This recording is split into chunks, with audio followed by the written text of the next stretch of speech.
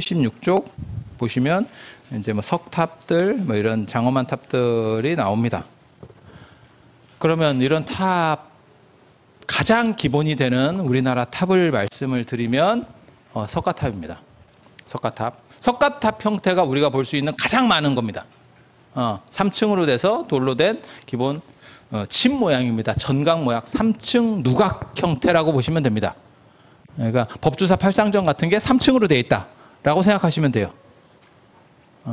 인도에서는 중국으로 이게 넘어왔을 때, 불교가 넘어왔을 때 제일 힘든 게 건축입니다. 건축.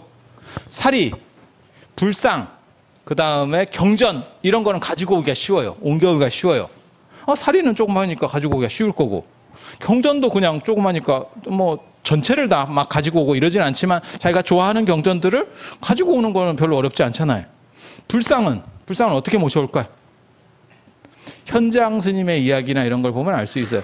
그 인도에서 저 불상이 너무너무 마음에 드는 거야. 근데 내가 그 불상을 중국으로 모시고 가서 제작하고 싶어. 그럼 어떻게 하냐면 작게 나무로 깎아주세요. 이렇게 해버려요. 작게 나무로 깎아주세요. 그러면 작게 깎아주잖아요. 그러면 그걸 모시고 와가지고 중국에서 키워주세요. 이렇게. 그래서 사리가 먼저 옮겨오고 건축은 못 옮겨왔기 때문에 지금도 우리는, 그러니까 우리가 가사는 넘어온 거잖아요. 머리 깎는 건 넘어온 거잖아요. 바로는 지금 그 형태는 아니지만 넘어온 거잖아요.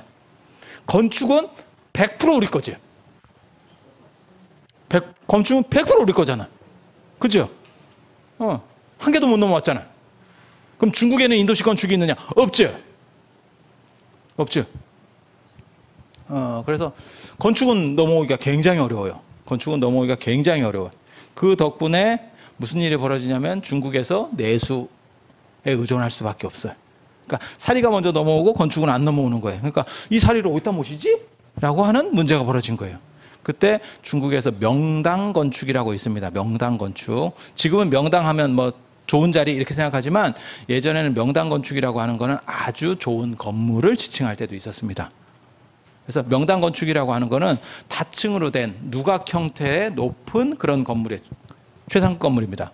예전에는 좌우로다가 넓히는 것보다 건축이 상하로 높이는 게 훨씬 힘듭니다. 단가가 훨씬 많이 듭니다. 예전에는 땅값이 크게 좌우하는 시절이 아니고 기술력은 한계가 있기 때문에, 그렇잖아요. 50평씩 이렇게 해서 100평을 짓는 거하고 2층으로 100평을 올리는 거하고 순수하게 노동력만 가지고 한다고 생각해봐요. 어떤 게 일이 힘들겠나? 땅값 빼고. 그죠? 위로 올라갈수록. 그래서 위로 올라갈수록 건축비는 다이아몬드 값처럼 올라간다고 생각하시면 돼요. 금값처럼 올라가는 게 아니고. 그러니까 질량이 2배라 해서 곱하기 2가 되는 게 아니고 계속 점프를 하는 거예요. 3층을 지으면 저거는 훨씬 올라가는 겁니다. 2층 짓는 거하고 또 문제가 완전히 달라지는 거예요. 그래서 이렇게 복층으로 된 다양한 건축, 다층으로 된 건축군이 있어요. 그게 지금 탑의 원형입니다. 우리 탑의 원형입니다. 동아시아 탑의 원형입니다. 이게 명당 건축이라고 해요. 이렇게 홀수로 짓습니다. 홀수로. 명당 건축입니다. 여기다가 부처님 사리. 부처님 사리가 불교 입장에서는 가장 존중해야 될 중요한 예배 대상이고 신성한 물건이잖아요. 그죠? 그러니까 그 사리를 어디다 모실 거냐? 중국에서 가장 좋은 건축 그거 거기다 모시겠다. 라고 해서 여기다 모시고 여기서 탑돌이도 하고 안에서도 돌고 밖에서도 돌고 뭐 이런 식으로 나오는 거예요. 그래서 이게 중국 탑의 어떤 원형이 되는 겁니다. 처음에는 중국도 다 나무로 건축을 했습니다. 그래서 나무로 건축된 사각형, 사각형 지금 생각하시면 법주사 팔상정 같은 거 그런 식의 탑이 가장 중국에서도 오래된 탑이에요. 근데 중국은 나중에 화전을 하면서 나무가 다 없어져요. 나무를 다 개간해가지고 싹 밀어버리거든요. 그러다 보니까 나중에 나무는 없으니까 그 다음에 뭘로 지을 수밖에 없죠? 벽돌. 그리고 사각형이 더 옛날 양식이고 나중에 발전하면 팔각형. 그래서 지금 돌로 됐느냐 나무로 됐느냐 벽돌로 됐느냐 뭐 이런 차이들은 있지만 실제로 건축되는 것들은 전부 전각 양식이라더라 이렇게 생각하시면 돼요. 그래서 저 앞쪽에 어저께 우리가 봤었던 황룡사 9층 목탑 보시면 돼요. 이게 페이지가 잠깐만요. 19쪽 보시면 이런 식. 이게 이제 옛날 양식이라고 보시면 돼요. 19쪽 보시면 이렇게 크게 황룡사 9층 목탑 그림이 있잖아요. 그래서 그런 정도에서 시작됐다더라. 그리고 사리를 모셔놓고 그 안에서 예배도 하고 했었다더라. 이런 정도 생각하시면 되고, 이게 이제 나중에 좀씩 축소가 되는 겁니다. 그래서 탑 중심에서 불상 중심으로 이동을 해요. 예배 대상이. 그러다 보니까 탑이 점점 좀 쫄아들고, 그 다음에 불상이 점점 커지고, 이제 이런 문제가 벌어집니다. 그래서 동양 삼국이 비슷한 문화를 가지고 있지만 탑만 같아도 다릅니다. 중국은 벽돌탑이 가장 주류고요. 현재 전탑이라고 합니다. 이거를. 그다음에 우리나라 같은 경우는 석탑. 일본은 비도 많이 오고 뭐 이러다 보니까 나무가 좋은 게 많아서 고든 나무들이 있어요. 그래서 목탑. 그래서 중국을 전탑의 나라, 그다음에 우리나라를 석탑의 나라, 일본을 목탑의 나라, 이런 식으로도 이야기를 합니다. 탑과 관련해서는.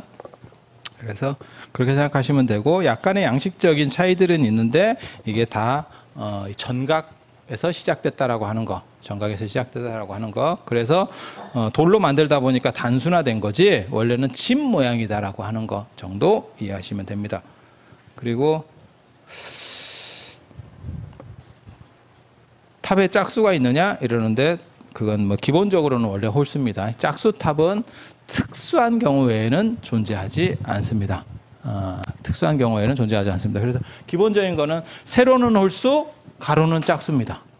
탑은 가로는 뭐 사각형 탑, 팔각형 탑 이렇게 가는 거고요. 세로는 3, 5, 7, 9 이런 식으로 홀수로 올라가는 겁니다. 그래서 이해하기 쉽게 하면 그냥 고스톱판이라고 생각하시면 3, 5, 7, 9로 찍는다 이렇게.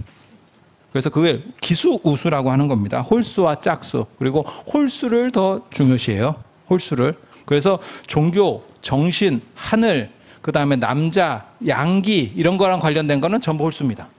그리고 땅, 약간 음한 거, 옛날에는 여자를 안 좋게 봤기 때문에 여자, 이런 것들은 전부 다 짝수예요. 숫자로 배열할 때는 그렇게 배열을 합니다. 그래서 사찰에서는 특별한 경우 아니면 전부 홀수라고 생각하시면 됩니다. 절할 때도 한 번 하거나 세 번 하거나, 부처님도 한 번 모시거나 세 번 모시거나. 짝수일 때는 어떤 경우 있죠? 1000불, 3000불, 그죠? 짝수. 하지만 거기서는 전체가 짝수라는 의미보다도 일일이 앞에 붙는 1, 3 이런 데 의미를 두는 거예요.